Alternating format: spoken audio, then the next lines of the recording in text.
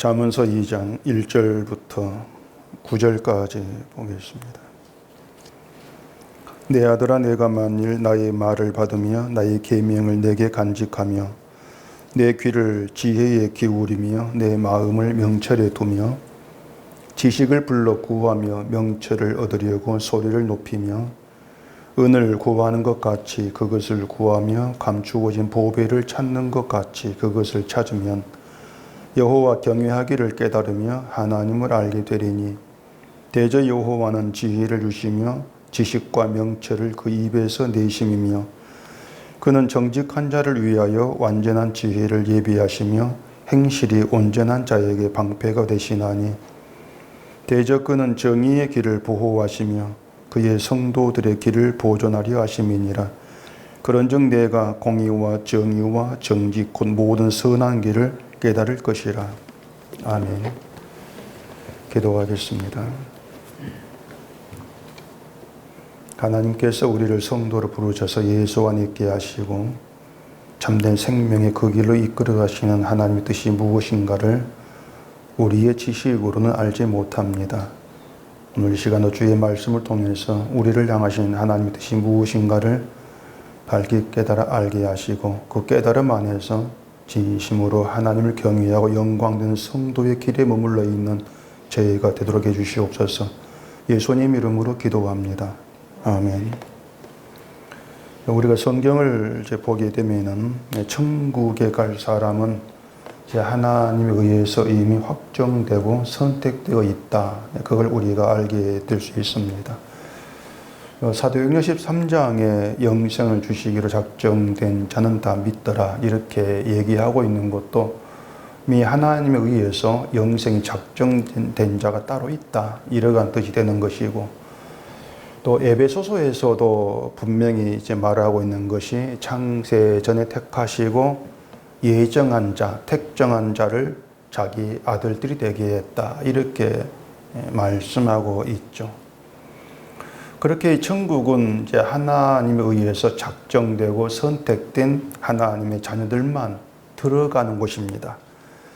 그리고 그래서 하나님의 자녀라고 하는 건 선택이라는 원칙 아래에서 되어지는 것이기 때문에 우리가 뭐 자녀가 되고 싶다고 해서 되는 것이 아니죠. 하나님께서 아들 되게 하셔야 된다는 겁니다. 근데 그 대상이 하나님 택한 자, 예정한 자만 아들 되게 하신다. 이게 이제 성경에서 얘기하고 있는 하나님의 원칙이란 말입니다. 로마서에서도 바울이 야곱과 예수를 두고 말하면서 이들이 세상에 태어나지도 않고 그래서 선이나 악을 행하는 것도 없었을 때 이미 하나님 야곱은 사랑하고 예수는 미워했다. 이렇게 이제 말을 하고 있다는 거죠. 결국 하나님의 일방적인 일이에요. 사랑이든 미움이든 하나님의 일방적인 일이지 우리에게 어떤 사랑받을 만한 모습들 그런 것들로 인해서 사랑받는 자로 구별되는 것은 아니라고 하는 것입니다. 그리고 이걸 두고 바울은 이제 하나님의 뜻은 행위로 말미암지 아니한다. 택하심으로 따라 되었다. 이렇게 또 얘기하고 있단 말입니다. 그러니까 우리가 이제 이런 내용들을 보면서 알고 있어야 되는 것이 구원에 대해서 하나님이 확고하게 세워놓은 원칙은 선택이다. 그리고 원칙은 절대로 바뀌지를 않는다는 겁니다. 때문에 우리는 천국이든 뭐 구원이든 또 하나님의 아들이라는 것에 대해서든 우리가 기준해야 될 건 하나님의 원칙이에요. 선택이라는 하나님의 원칙을 기준해 가지고 생각을 해야 되는 것이죠. 이렇게 하나님의 원칙을 기준으로 이제 구원, 성도됨을 우리가 생각해 간다면은 결국은 이제 성도가 된다, 구원을 받는다 이러한 문제에 우리 행위라는 것은 아무 영향도 끼치질 못한다. 그렇게 분명히 결론을 내리게 되어진단 말입니다. 근데 사람들이 선택이라는 것에 대해서 그걸 구원의 원칙으로 세운 데 있어서 미심쩍어하면서 자꾸 밀쳐내려고 한다는 것입니다. 이게 이제 사람들의 반응이에요. 왜 그런가 하면은 그 선택이라고 하는 건 이제 사람들의 그 상식에 도무지 이제 맞지가 않는단 말입니다. 사람의 상식으로는 받아들일 수 없는 원칙이 선택이라고 하는 거예요. 선택이라는 원칙에서 구원을 이제 생각하게 되어지면은 늘 이제 끄집어내는 것이 약하게 살아도 선택받지 못하면은 선택받은 사람이란 천국 가느냐, 자꾸 이런 이제 논리를 끄집어내는 것이죠. 이해를 못한다는 거예요. 악하게 살아도 선택받으면 천국 간다. 그런 일이 어떻게 있을 수가 있느냐, 이것이죠. 근데 장로교는 또 이제 선택을 성경적인 교리로 받아들입니다. 그게 장로교입니다. 선택을 교리로 받아요. 그렇기 때문에 하나님의 선택을 잘못했다, 틀렸다, 이렇게 말할 수 없는 입장에 있는 것이 장로교입니다. 그래, 이걸 또 어떻게 이제 얘기를 하는가 하면은 하나님의 선택으로 자녀가 되고 구원받는 건 맞는데 하나님의 자녀답게 살고 구원을 지켜야 되는 거 우리 책임이다. 이렇게 이제 얘기를 하죠. 그래서 하나님의 자녀답게 살지를 못하고 그래서 구원을 지키지를 못하면은 천국에 들어가지를 못한 것이야. 이렇게 얘기하면서 결국 힘써 자기 구원을 지켜야 된다. 이렇게 얘기를 이제 하게 된다는 것입니다. 이렇게 말하면서 이제 사람들로 하여금 결국 자기 행위, 자기 행실에다가 관심을 두게 만들어 이제 가는 것이죠.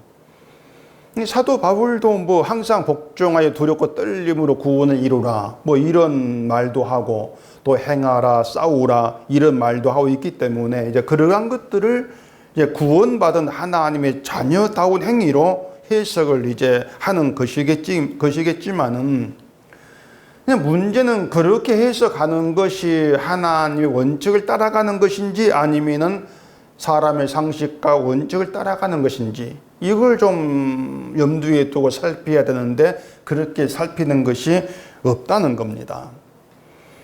하나님은 우리의 시선과 관심을 하나님께서 행하시는 일에 두게 합니다. 그게 성경에 이야기하는 것이죠. 하나님이 예수님을 보내시고 행하신 일들을 얘기하는 게 성경이고 또 그렇게 하나님께서 행하신 일에 우리의 시선을 두게 하시는 것이고 그걸 위해 성령을 보내신다고 하는 것이에요. 사람이라고 하는 건 본래적으로 내가 행한 일에 자꾸 시선을 두려고 합니다. 내가 행한 일에 시선 두기 때문에 자꾸 보이는 것은 나의 부족함, 연약함 이러한 모습이 보이는 것이죠. 그렇게 자기를 보기 때문에 하나님이 창세전 선택에서 우리를 자녀 삼았다 이러한 말이 도무지 와 닿지를 않는 거예요. 왜냐하면은 사람의 상식이라고 하는 것이 하나님이 선택한 하나님 백성이라면은 그런 백성다운 선택된 구원받은 모습이 나와야 되는데 그런 모습이 나에게 안 보인다. 그 어떻게 내가 선택되었다고 내가 얘기할 수가 있는가? 그렇게 자기를 살피는 겁니다. 그러니까 그런 것들이 결국에는 사람의 이제 상식과 또한 사람이 구상하는 구원에 대한 어떤 시각을 가지고 하나님 일을 살피고 있다는 거죠. 그래 자꾸 엉뚱한 길로 갈 수밖에 없는 거예요. 이 선택이라고 하는 것이 뭐냐면은 선택될 가치가 없는 자를 부르신 겁니다. 아예 처음부터 선택될 가치가 없어요. 그렇기 때문에 하나님의 선택에 꼭 부른 하는 자녀지만은 늘 드러내는 것은 선택받지 못한 자와 똑같은 모습이에요. 늘 드러나는 것은. 근데 그런 자들에게 하나님이 성령을 보내셔가지고 어떤 일을 있게 하셨고 어떤 모습으로 나오게 하시느냐 이걸 성경이 얘기하고 있는 것인데 그 하나님의 일을 자꾸 오해를 하고 있단 말입니다. 결국 뭔가 하면은 내가 어떤 선택받은 자의 모습으로 드러내어서 복을 받고 구원받고 그게 이제 성도다운 모습이고 이렇게 여기기 때문에 도무지 자기를 그렇게 이제 보지를 않게 되어지는 것이죠. 그게 이제 문제가 되는 것이에요. 그렇기 때문에 성경의 내용들을 자꾸 우리에게 어떤 그 선한 것을 행할 것을 요구하는 것으로 그렇게 자꾸 받게 되어지는 것이죠. 오늘 본문 8절에 보면은 이런 얘기를 합니다. 대저 그는 정의의 길을 보호하시며 그의 성도들의 길을 보존하리 하심이니라. 이 말에서 정의의 길, 성도들의 길 이런 말이 나오잖아요. 근데 되게 이제 이런 것들도 어떻게 일을 하는가 하면은 이 정의의 길이 성도가 가야 될 길이다. 이렇게 이해하기 쉽습니다. 정의의 길이 성도된 자 갈 길이다. 그래서 성도의 길을 우리가 바르게 가고 있는 것은 정의를 행하는 것이야. 그게 정의의 길이다. 정의를 행하기 위해서는 우리가 선하게 살아야 되고 바르고 양심 바르게 살아야 돼. 또 이런 생각을 하지 않겠습니까? 그러다 보니까 성도의 길을 가는 것은 결국 이 땅에서 정의를 행하는 것, 양심껏 바르게 살아가는 것, 이게 성도의 길, 우린 그 길을 가야 된다, 그게 성도다, 이렇게 얘기를 할 수밖에 없는 거예요. 근데 그런 거니 성경의 내용과 전혀 벗어나는, 하나님 우리의 그런 요구를 하지도 않고 그걸 기도도 하지 않습니다.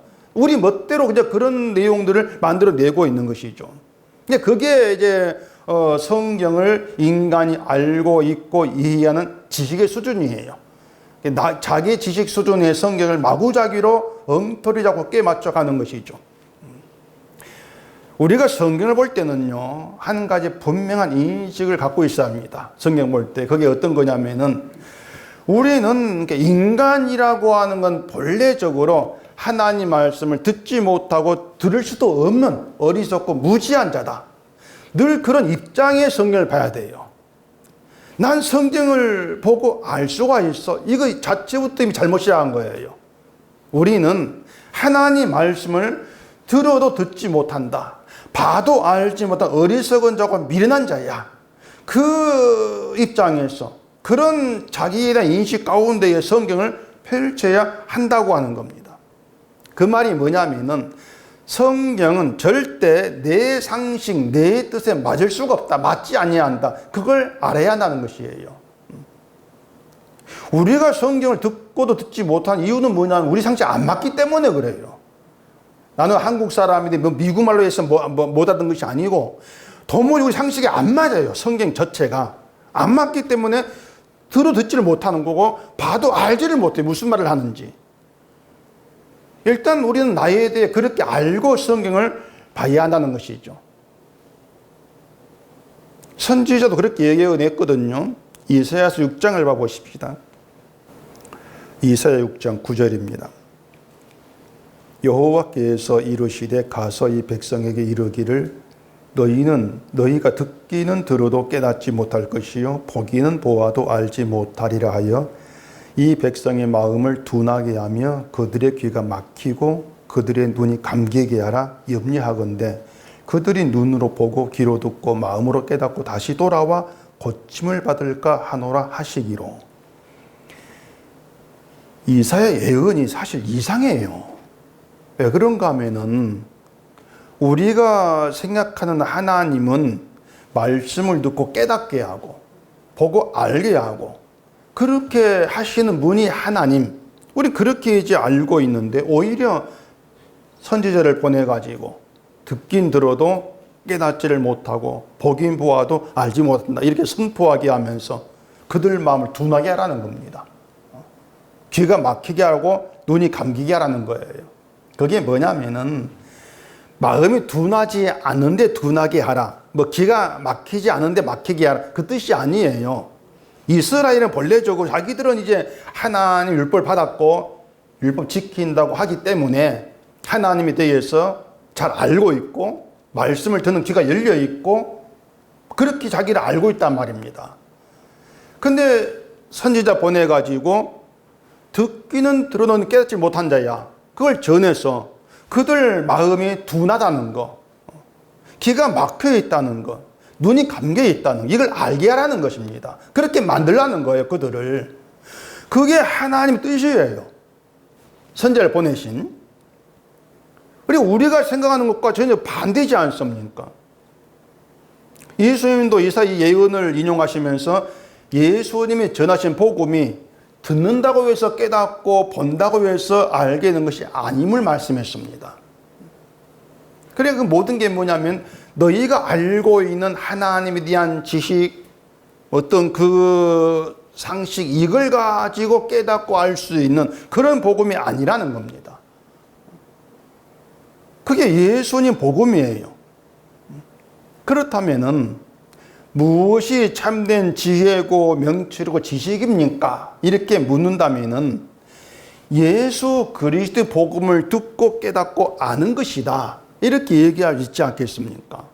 지혜, 명철, 지식은 복음을 듣고 깨닫고 알게 되는 거, 이렇게 얘기하겠죠. 그런데 그 지혜와 그 명철과 지식이 세상에 없다는 거예요.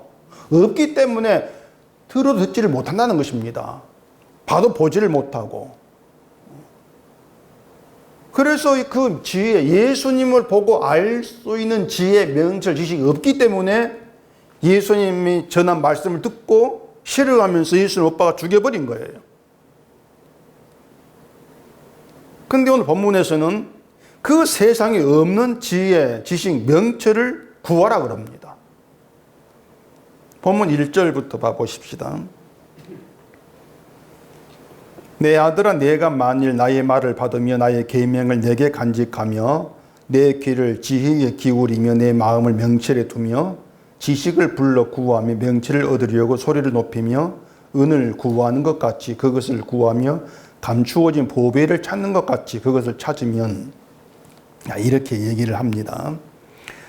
사람들이 이런 구절을 보면은 늘 생각하는 것이 이게 내가 지키고 행해야 될 것이라고 받아들인단 말입니다. 그래서 나의 말을 받으며 나의 계명을 내게 간직하라, 이러한 말을 보면서 하나님 말씀인 성경을 내가 받고 내 마음에 간직하면서 지키고 행하라는 뜻으로 그렇게 받지 않습니까? 말씀을 지키고 행하는 게 그 말씀 내 속에 두고 있는 것이 마음에 간직하는 것이야, 이렇게 생각하는 거예요. 그게 얼마나 엉터리인가 하는 것은 그 하나님 말씀이 우리의 골수를 찔러 쪼갠다, 이렇게 얘기하고 있는데 그 말씀을 내가 간직하면은 얼마나 아프겠단 말이에요. 그 생각이 뭐냐 그 말입니다. 분명히 말씀이 우리의 골수를 찔러 쪼갠다. 그건 말도 못하게 아프고 고통이지 않습니까? 그게 말씀의 기능 역할인데 그 말씀을 내가 간직한다, 받았다, 간직한다, 그러면은 어떤 생각이 나오겠냔 말이에요. 분명히 그 말씀이 나를 찔러 쪼갤 것인데 그건 아프지 않겠냐? 근데 그 생각을 못하는 것이죠. 말씀을 받았어, 그럼 그 말씀으로 기뻐해야 되고 지켜 행해야 돼, 이렇게 얘기를 하고 있는 거예요. 그러니 성경을 아예 잘못 보고 있는 것이죠. 귀를 지혜에 기울이라고 하는 것도 신자는 세상 말이 아니라 지혜의 말에 귀를 기울여야 된다, 이런 뜻으로 또 봤죠. 지혜의 말씀에 귀를 기울이면 그 말을 듣게 되고 그 말이 위로와 평강이 된다, 이렇게 듣기 좋게 말을 풀어간단 말입니다. 또 지식을 불러 구하며 명철을 얻으려 소리를 높이는 이러한 내용도 지식과 명철 얻기 위해서 기도하라, 이런 뜻으로 또 생각하겠죠. 구하라는 것이 기도하는 것이니까 그것을 지식과 명철을 은과 보배를 찾는 것처럼 열심을 내 구하고 찾아라면 주신다, 이렇게 생각한 말입니다. 근데 다 좋아요. 다 좋은데 문제가 있습니다. 어떤 거냐면은, 지혜에 귀를 기울인다고 합시다. 그리고 하나님이 내가 귀를 기울이니까 지혜의 말씀을 듣게 합니다. 들려줍니다. 근데 사람이 지혜가 무엇인가를 몰라요. 모릅니다. 그럼 어떻게 되겠습니까? 내가 지혜에 귀를 기울이고 하나님의 지혜를 듣게 한다 할지라도 지혜를 모르니까 허사예요. 아무리 하나님 들려줘도 모르지 않습니까? 내가 듣고 있는지 들려주는지 모르잖아요. 그렇기 때문에 지혜가 무엇인가를 모른다면은 지혜의 귀를 기울이는 것 자체가 말이 안 돼요. 지혜를 모르는데 어떻게 지혜에다가 귀를 기울이냔 말입니다. 지혜를 알아야 지혜의 귀를 기울이겠죠. 본문이 그런 의미예요. 마음을 명철에 두라, 이렇게 얘기하는데 그것도 명철이 무엇인가를 알아야만이 명철의 마음을 두든가 말든가 할 것 아니겠습니까? 명철을 모르는데 어떻게 그 명철을 마음에 둘 수 있겠냐는 것이에요. 명치를 알아야 뭐 두든지 말든지 하지. 지식을 불러 구하는 것도 무조건 하나님께 지식을 달라고 기도하면 되는 문제가 또 아닌 것이죠. 내가 알고 있는 지식이 뭔가 이것부터 생각을 해야 되죠. 지난주에 수능이 끝났는데 지혜, 지식, 명철을 이제 자기 수능 본 자식의 입장에서 뭐 수능을 잘 보게 하는 그런 의미로 생각하는 사람도 많이 거의 다 그렇게 생각합니다. 하나의 지혜를 주고 지식을 주고 명철을 줘가지고 뭐 내 자식 수능을 잘 보게 해달라 뭐 그런 기도 뭐 하겠죠. 그러니까 그런 것들이 뭐냐면은 이 성경의 내용을 인간의 상식 내가 원하고 있는 건 내 입장에서 풀이해 가버리는 그런 결과가 되는 것이에요. 그러니까 지혜를 수능 잘 보기 위한 지식을 그렇게 이해한다면은 결국은 내 입장과 내 상식에 맞는 얘기가 되지 않습니까? 그럼 거기에는 그 반응이 없는 거예요. 근데 말씀을 드린 것처럼 지혜, 지식, 명철은 세상에 있지 않는 것이라겠습니다. 세상에 없는 거예요. 결국은 우리가 알지 못한 거에 귀를 기울이고 마음을 두고 구하라. 이런 말이 되죠. 지식을 구하라. 그러면 지식이 세상에 없는 거야? 세상에 없는 것을 구하라는 뜻이 되는 거예요. 은을 구하는 것 같이 구하고 보배를 찾는 것 같이 찾는다면 그것은 은과 보배처럼 내가 귀한 것으로 여긴다 그 뜻인데 우리가 지혜와 지식과 명철을 그렇게 알고 있냐 그 말입니다. 우리는 그렇게 알지를 않습니다.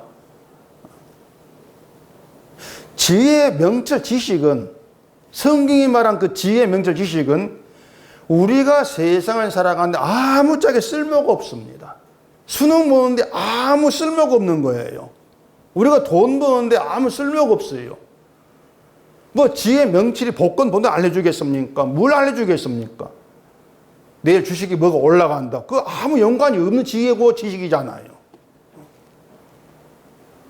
그러니까 세상을 내가 살아가는데 아무짝에 쓸모없는 것을 은과 보배처럼 가치가 있는 것을 여기라고 한다 해서 우리가 마음 바꾸면서 이게 귀한 것입니다. 지혜를 그렇게 볼 수 있냐? 이게 아니라는 거예요. 우리가 뭐 지혜를 내가 은과 보배처럼 보겠어. 마음먹은 애 그렇게 다가와지질 않습니다.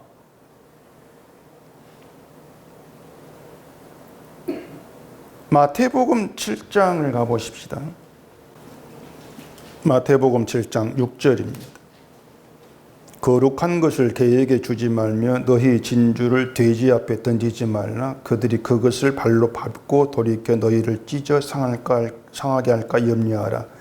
구하라 그리하면 너희에게 주실 것이요 찾으라 그리하면 찾아낼 것이요 문을 두드리라 그리하면 너희에게 열릴 것이니 구하는 이마다 받을 것이요 찾는 이는 찾아낼 것이요 두드리는 이에게는 열릴 것이니라. 아주 잘하는 그런 말씀이죠. 이 말씀을 열심히 기도하면 하나님 주신다 이런 뜻으로 해석하지 않은 목사를 제가 보기 힘들어요. 거기가 다 열심히 구하고 찾고 두드리면 하나님 주신다 이렇게 해석을 하고 있죠. 근데 그 구하라 이 말씀 앞에 거룩한 것을 개에게 주지 말고 진주를 돼지에게 던지지 말라 이 말이 앞에 있습니다. 개가 관심을 두는 것은 먹는 것이고 내가 재밌게 놀 수 있는 놀잇감이죠. 개의 관심은. 돼지의 관심사도 먹는 것 아니겠습니까? 근데 그들 앞에 거룩한 거 진주 줘봐야 그걸 귀한 보배로 보는 게 아니죠. 근데 관심 밖에 있는 쓸모없는 것으로 취급받는단 말입니다. 그냥 거들떠보지도 않고 그냥 밥 줘 그냥 쓸모없는 것이니까. 그런 개와 돼지 같은 인간에게 귀한 걸 귀한 것으로 보지 않고 내 관심사만 자꾸 귀한 것을 챙기고 있는 그런 개와 돼지 같은 그런 인간에게 하나님이 자 좋은 걸 줄 거니까 구하고 자꾸 두드리라. 그런다고 하면은 어떻게 생각하냐 그 말이에요. 하나님이 주겠다고 한 좋은 것을 내가 좋아하는 그것으로 해석한단 말입니다. 그러니까 내가 좋아하는 것을 하나님이 좋은 것을 주신다. 그렇게 해석을 해버린 거예요. 그럼 결국 내가 조왕을 구하게 되겠죠. 열심히. 이게 지금의 기독교인이 알고 있는 기도란 말입니다. 그런데 하나님이 주신다는 좋은 것은 우리가 좋아하는 것과 같은 게 아닌 거예요. 개, 돼지가 좋아하는 게 따로 있는데 하나님 그들의 거룩한 것, 진주를 주신단 말이에요. 다르단 말입니다. 하나님이 주시는 것은 하늘로부터 온 겁니다. 하나님 절대 이 땅의 것을 야 좋은 거야 이렇게 주시는 분이 아니에요. 땅의 걸 좋은 걸 주신다면은 뭐 어디 세상 갑부가 좋은 걸 받아 누린 것이겠죠. 하나님께는 하늘로부터 온 것 말고는 좋은 것이라고 할 수 있는 거 이 땅에 없습니다. 분명한 것이죠. 왜 그런가 하면 세상에 있는 그 어떤 좋은 것도 우리를 예수께 이끌지를 못하고 우리를 하나님의 자녀가 되게 하지도 못해요. 생명 있게 하지도 못합니다. 그렇다면 쓸모없는 것들입니다. 하나님이 세상에 있는 걸 아나? 내가 준 좋은 것이야? 이렇게 할 수 없다는 것이죠. 마태는 하늘에 계신 너희 아버지께서 구하는 자에게 좋은 것 주시지 않겠느냐, 이렇게 좋은 것을 주신다 이렇게 얘기합니다. 누가는 그 좋은 걸 구체적으로 얘기를 해요. 누가복음 11장 13절에 보시면 너희가 악할지라도 좋은 것을 자식에게 줄 줄 알거든 하물며 너희 하늘 아버지께서 구한 자에게 성령을 주시지 않겠느냐 하신 이렇게 얘기했습니다. 성령이 나옵니다. 누가를 통해 보면은 하나님이 자식에게 주시는 좋은 건 성령이에요. 성령인데 성령이 왜 좋은 것입니까? 성령이 왜 좋을까요? 그냥 막연하게 그냥 성령 받으면 좋지 않습니까? 이렇게 생각하면 안 돼요. 성령이 왜 좋은가 알아야 되죠. 그냥 성령을 막연하게 받으면 좋은 거 이렇게 알고 있으면은 성령이 우리 안에서 좋은 일을 하셔도 그걸 몰라요. 왜 성령이 좋은지, 성령이 나에게 하신 좋은 일이 뭔지 이걸 알아야 이 일에 좋은 것이구나 알 수 있죠. 근데 좋은 걸 모르면은 성령이 우리 안에 열심히 하고 계시는 일을 우리는 모르게 되는 것이죠. 모르면 결국 성령이 하는 일에 감사도 없지 않습니까? 잠언서 1장 봐보십시다. 잠언서 1장 22절입니다. 너희 어리석은 자들은 어리석음을 좋아하며 거만한 자들은 거만을 기뻐하며 미련한 자들은 지식을 미워하니 어느 때까지 하겠느냐? 나의 책망을 듣고 돌이키라. 보라, 내가 나의 영을 너희에게 부어주며 내 말을 너희에게 보이리라. 이미 전에 말씀드렸던 내용이죠. 지혜가 불러도 듣기를 싫어하는 것은 어리석은 자들이 어리석음을 좋아하기 때문이라 그랬습니다. 그런데 지혜가 우리가 부를 때는 우리 어리석음을 드러내고 있기 때문에 그 지혜를 듣기를 싫어한다는 거예요. 그렇게 어리석은 자에게 지혜의 영을 부어주며 지혜의 말을 보이겠다는 겁니다. 그런데 보고도 알지 못하는 것이 인간의 어리석음이 있지 않습니까? 보여줘도 몰라요. 그래서 영을 부어주어서 보여주는 지혜의 말을 보고 알게 하신다는 겁니다. 우리가 보고도 알지 못하는 걸 영을 통해서 보고 알게 하시겠다는 거예요. 쉽게 말해서 성령이 오심으로 해서 우리가 알지 못했던 것을 알게 하신다는 것입니다. 그게 성령이 좋은 거예요. 그렇게 알지 못했던 것을 알게 되어지면 나타나는 현상이 있습니다. 알게 되어서 나오는 현상, 그게 뭐냐면 기존에 내가 좋아했고 기뻐했던 것들을 미워하게 돼요. 그게 성령을 받은 현상이에요. 바울이 그랬지 않습니까? 바울이 예수님을 미워했잖아요. 근데 성령을 받고 그리스도를 아는 지식이 아주 고상하다, 이걸 알게 돼요. 그리고 자기에게 유익하던 것들, 성령을 받기 전에 좋아하고 기뻐했던 모든 것들을 다 해로 여기고 배설물로 여기게 된 겁니다. 미워하게 된 것이죠. 좋아했던 것들을. 그게 성령 받은 증거의 그 현상이에요.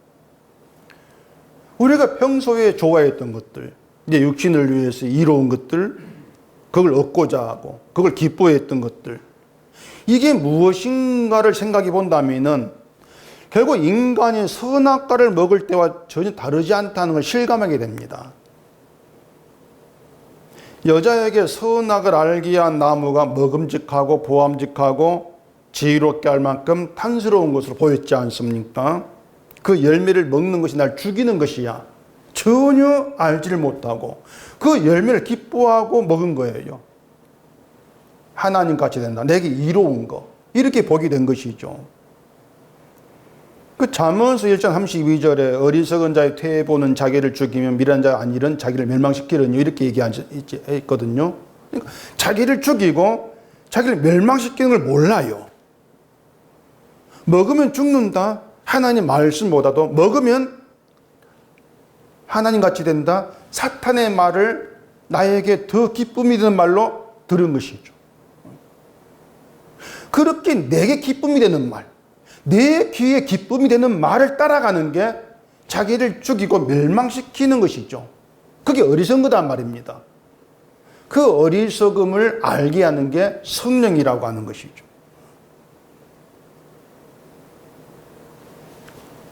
결국 선악과를 먹은 인간의 본성을 드러내고 그 본성 가운데에서 우리가 내가 우원하고 기뻐하는 걸 찾아가는 것이 내가 죽이는 길이었구나, 그걸 알게 하면서 지혜를 바라보게 하는, 그게 성령 하나 주시는 좋은 것이라고 하는 것이죠. 결국 성령이 우리 안에 행하신 좋은 일이 뭐냐면은 내 어리석음을 알게 하는 겁니다.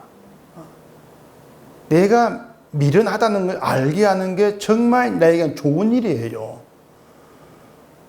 그러니 우리 성경을 봐가면서 십자가를 깨닫게 되어지면 그 앞에서 내가 정말 어리석은 자였구나, 내가 내게 기쁨이 되는 길을 가는 게 내가 죽이는 길인 걸 몰랐구나, 그걸 알게 되어진다면 성령이 나의 행하신 좋은 일이에요. 그 좋은 일을 보게 되어지는 게 은혜죠.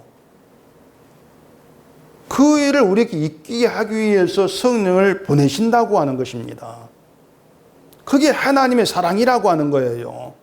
그러니까 하나님 우리에게 성령을 보내서 하나님이 택하시고 부르신 자녀에게 주고자 하시는 그것에 마음도게 하고 그걸 구하게 하는 것, 그게 하나님의 사랑이라는 것입니다. 하나님께서 우리에게 주겠다고 하신 것이 있는데 그걸 구하게 하는 거예요. 오늘 보면 6절에 보면은 대저 여호와는 지혜를 주시며 지식과 명철을 그 입에서 내심이며 이렇게 되어 있지 않나요? 하나님은 자기 백성에게 지혜를 주십니다. 지혜 주시기를 좋아하세요, 하나님이. 그리고 지식과 명철을 입에서 내신다 그럽니다. 그러니까 구하라 찾으라 이 말에서 우리가 관심 둘 것은 하나님이 나에게 뭘 주시는 분이지, 여기에 관심을 둬야 되죠. 근데 사람들은 구하는 게 관심을 둬버려요. 구하고 찾는 거. 열심히 구하고 열심히 찾으면 주신다, 그렇게 생각하기 때문에 구하고 찾는 것에 어떻게 구할까, 어떻게 찾을까, 여기에 관심을 두죠. 뭐 기도 응답받는 비결, 그런 말이 나오는 것도 그 이유입니다. 이렇게 기도하면 주신다, 응답받는다, 그 관심이죠. 구하는 것을 받는 거에 관심을, 목적을 두기 때문에 내가 받기 위해서 어떻게 구하고 찾을까, 그게 초점이 돼버리는 거예요. 그게 엉터리라는 겁니다. 왜냐하면 하나님이 주시겠다고 하는 건 이미 하나님의 정해졌습니다. 우리가 구한 걸 주겠다는 것이 아니고 내가 줄 것 이거야, 이미 하나님이 정해놨어요. 우리가 구하는 걸 주겠다고 말씀한 적이 없습니다. 그러면 여호와는 지혜를 주시는 뿐이다, 이렇게 말씀하지 않습니까? 그러면은 그 지혜를 구한다면은 먼저 필요한 것이 나는 지혜가 없는 자구나, 그게 있어야 되죠. 내게 없으니까 구하게 되지 않습니까? 내가 지혜가 생각하면 지혜를 안 구해요. 있는데 왜 구합니까? 결국 지혜를 주겠다, 지혜를 구해, 이 말은 너에게 지혜가 없으면 알라는 거예요. 그렇게 내가 지혜 없는 어리석은 자임을 고백하면서 지혜를 구한다면 그게 이미 지혜를 받은 하나님의 아들이라는 것입니다. 하나님이 준 지혜가 있기 때문에 내가 지혜 없는 어리석은 자임을 알게 되는 것이고, 하나님이 지혜 주시는 분임을 알고 지혜를 구하게 되는 것도 하나님이 이런 분이구나, 하나님 누구시나 아는 지혜의 행위가 된다 그 말입니다. 그러니까 지혜가 있는 자의 행함이라고 하는 것은, 자, 기도로 합시다. 기도가 행함인데 어떤 기도냐? 내가 지혜 없으므로 지혜를 구하는 게 행함이에요. 근데 그 행함은 내가 받는 게 아니죠. 지혜가 내 안에서 일하심으로 지혜 없음을 알고 그러한 기도가 나오게 만드는 거죠. 그러니 그런 말씀 내용 안에서 우리가 행하는 게 뭐가 있습니까? 그리고 없다 이런 결론이 나올 수밖에 없는 거예요. 그게 성경 해석이에요. 이게 바울이 말한 것처럼 하나님을 아빠, 아버지라 부르는 것이에요. 또 야고보서 봐볼까요? 야고보서 1장입니다. 야고보서 1장 5절입니다. 너희 중에 누구든지 지혜가 부족하거든 모든 사람에게 후히 주시고 꾸짖지 아니하시는 하나님께 구하라. 그리하면 주시리라. 오직 믿음으로 구하고 조금도 의심하지 말라. 의심하는 자는 마치 바람에 밀려 요동하는 바닷물길 같으니 이런 사람은 무엇이든지 주께 얻기를 생각하지 말라. 이 내용도 뭐 어떤 기도에 대해서 오해하기 딱 좋게 만든 그런 이제 내용이죠. 하나님 후에 주시는 분이다 그러면서 그 믿고 기도하면 하나님께 우리가 구하는 것보다 더 후히 막 넘치게 주신다. 뭐 이렇게들 해석이 가는데 그런 기도, 그런 하나님 성이 없습니다. 없고 지혜가 부족하거든 이렇게 말해요. 지혜가 부족하거든 모든 사람에게 후히 주시고 꾸짖지 아니하는 게 구하라 그 말입니다. 돈이 부족하 이게 아니에요. 지혜가 부족하거든. 그런데 사람이 지혜가 부족하다고 하나님께 구하는 경우가 있냐 그 말입니다. 사람이 자기 부족을 실감할 때가 언제인가 하면은 나보다 더 많은 걸 가진 사람이 옆에 있을 때입니다. 돈 많은 사람 옆에 있으면 나 약간 돈 없구나.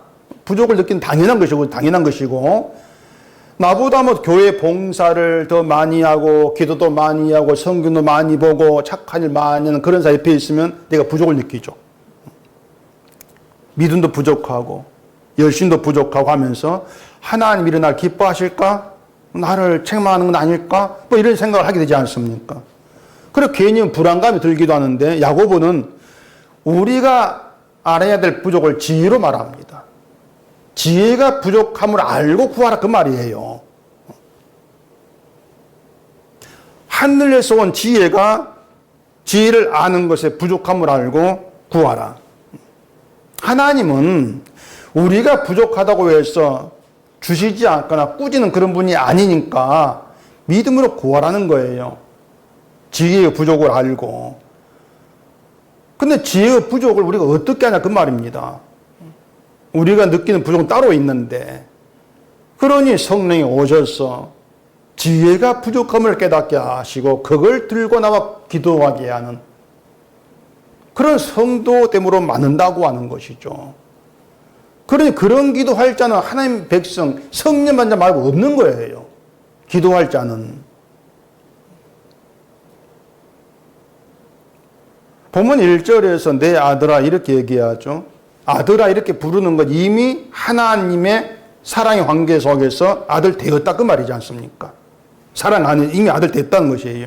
내 사랑 안에 있는 내 아들아 그 뜻이에요.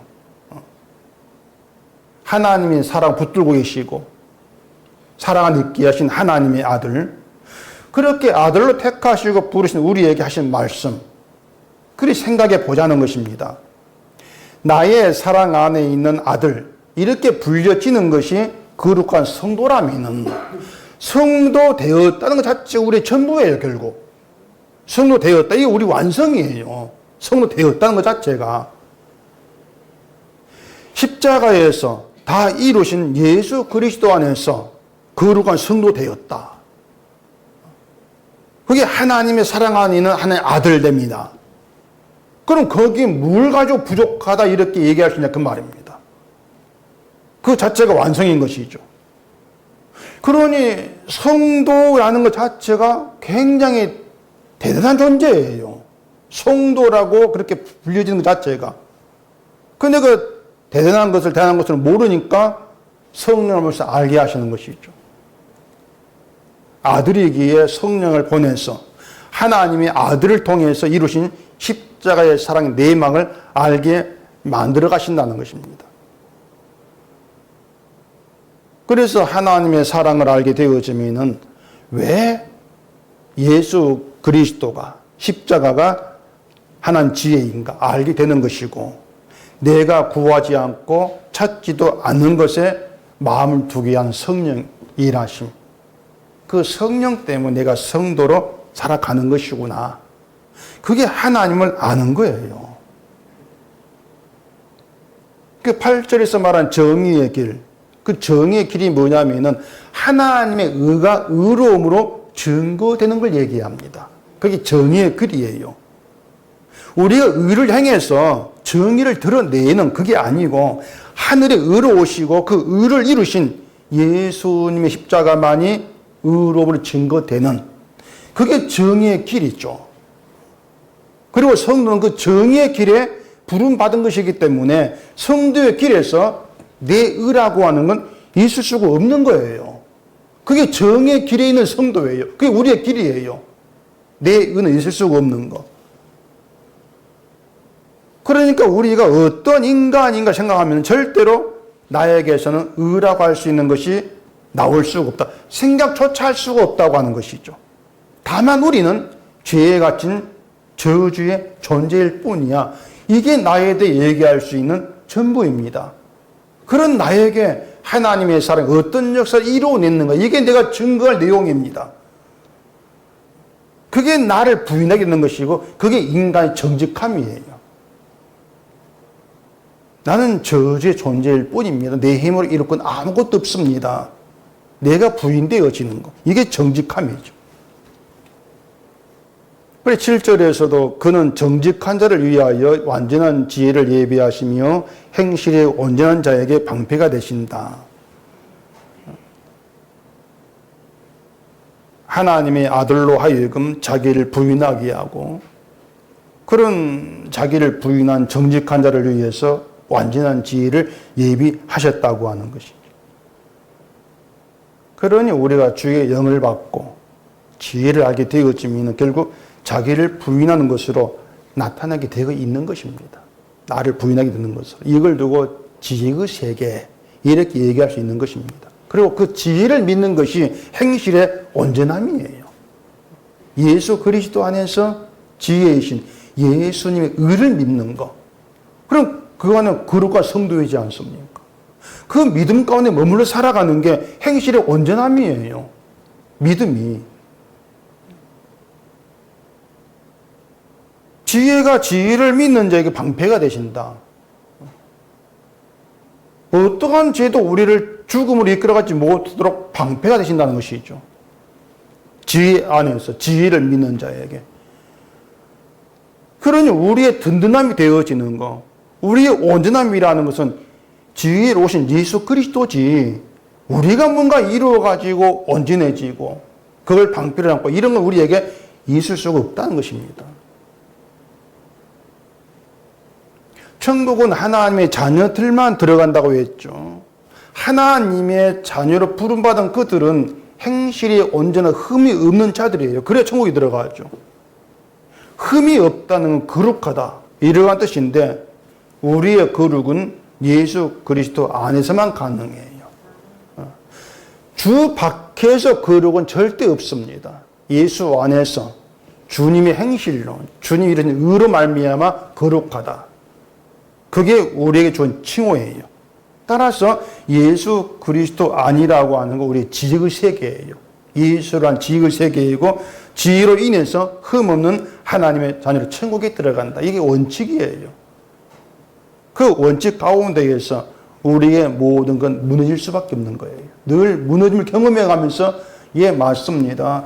예수님이 이루신 그것만이 우리의 의가 되고 그 주님 우리의 지혜입니다.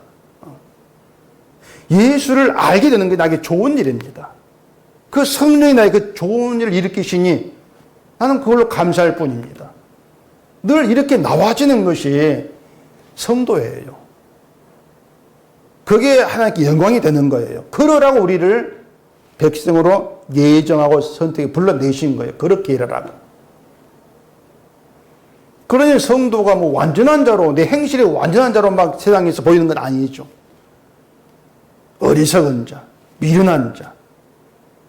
그렇게 태어나서 성령이 오셔가지고 내 어리석음, 내 미련함을 알게 되어지는 그 좋은 일이 우리 가운데 있게 되어지는 그게 성도다. 이런 성도됨을 누가 알겠습니까?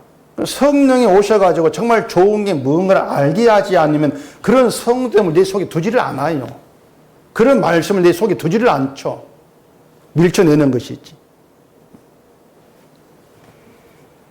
그래 구절에 보면은 그런즉 내가 공의와 정의와 정직 곧 모든 선한 길을 깨달을 것이라 이렇게 말하는데 한마디로 말하면은 예수 그리스도가 너의 선한 기름을 깨달을 거다. 주님만이 나의 길입니다. 그런 깨달음 가운데 있는 거 그게 주의 영의 일하심이야. 그게 얘기하고 있는 겁니다. 우리가 하나님의 자녀로 지혜롭게 사는 것은 지혜가 되시는 주의 영이 우리를 다스림으로 됩니다. 그러니까 우리는 늘 살아가면서 주의 영이 날 다스린다. 이게 실감이 돼야 돼요, 늘. 어떻게 실감하는가? 성경을 펼치면서 우리가 살고 있는 걸 보면서 말씀을 보면서 정말 내가 어리석은 자구나. 그게 늘 다가오는 것이죠. 다가올 수밖에 없어요. 내가 미련하고 정말 은보다 보배와 같은 그런 하나님 지혜를 좋은 것으로 보지 못하고 늘 이 땅에서 좋은 걸 찾고 있는 내가 미련한 자야. 그렇게 자기를 보게 되는 것에서 주의 영이 날 간섭하신다. 실감이 되는 거예요. 우리 현실이 그거거든요. 날마다의 삶은 늘 나의 것을 구하고 싶은 욕망이 있어 벗어나지를 못하죠. 거기에 나의 현실, 실상이다. 이걸 알게 되어지는 것입니다. 그렇기 때문에 지혜에 귀를 기울이게 되는 것이고 지혜를 불러 구하고 명철을 얻기 위해서 소리를 높인다는 것입니다. 이미 그것이 예수 그리스도 지혜 안에 있는 것이야. 지혜를 구하게 됐는데 하나님이 지혜를 안 주겠다는 것이 이미 지혜 가운데 있으니까 그게 성도예요. 그래서 내가 구하고 찾을 것이 무엇인가를 지혜를 이면서 알게 되어지는 것이죠. 그 8절에 성도들의 길을 보존하려 하심이라 이렇게 말씀하고 있는데 성도의 길이 자기를 부인하고 십자가의 의를 증거하는 길이라면은 이 길을 우리에게 보존하기 위해서 우리 가운데 있게 하고 지키기 위해서 성령으로 끊임없이 우리를 책망합니다. 우리의 길을 보존하시려고. 책망을 듣고 지혜로 돌이키게 하시면서 나를 부인하게 하고 주의 의만 높이게 하면서 자기 백성을 이끌어 가십니다. 그게 성도의 길이에요. 이 길은 내가 지키는 것이 아니고 성령이 지키게 만들어 가세요. 그래서 하는 자녀에게는 나의 길이 없어요. 내 길이 없고 성령으로 이루어 가시는 성도의 길만 있어요. 늘 내가 부인되어지는.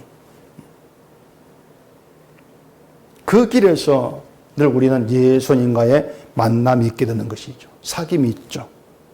그러니까 우리를 성도로 부르시고 성도의 길을 보존하기 위해서 날마다 우리 어리석음을 책망하시면서 지혜를 구하게 하시는 그 하나님을 아바 아버지라 이렇게 부르게 되는 그 성령 일하심을 감사하시고 그러한 자녀됨에 마음을 두시면서 하나님이 우리를 어떤 길로 이끌어 가시는가 그 길에서 내 길이 아니라 하나님의 길만 마음에 두고 찾아가는 우리가 되기를 바랍니다.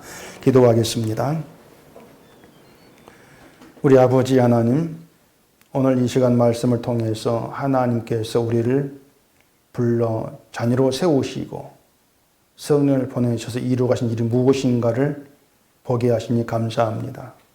성령이 오심으로 보지 못한 걸 보게 되고 알지 못하는 걸 알게 됩니다. 그렇게 알게 되었을 때에 결국 내 어리석음을 깨닫게 되는 것이고 내가 부인되어지면서 주의 의만 높이게 될 것입니다. 그러한 성도됨의 길로 이끌림 받는 것에 감사하게 하시고 늘 그 길에서 책망을 받고 주만 높이게 되는 저희가 되도록 해주시옵소서. 예수님 이름으로 기도합니다. 아멘.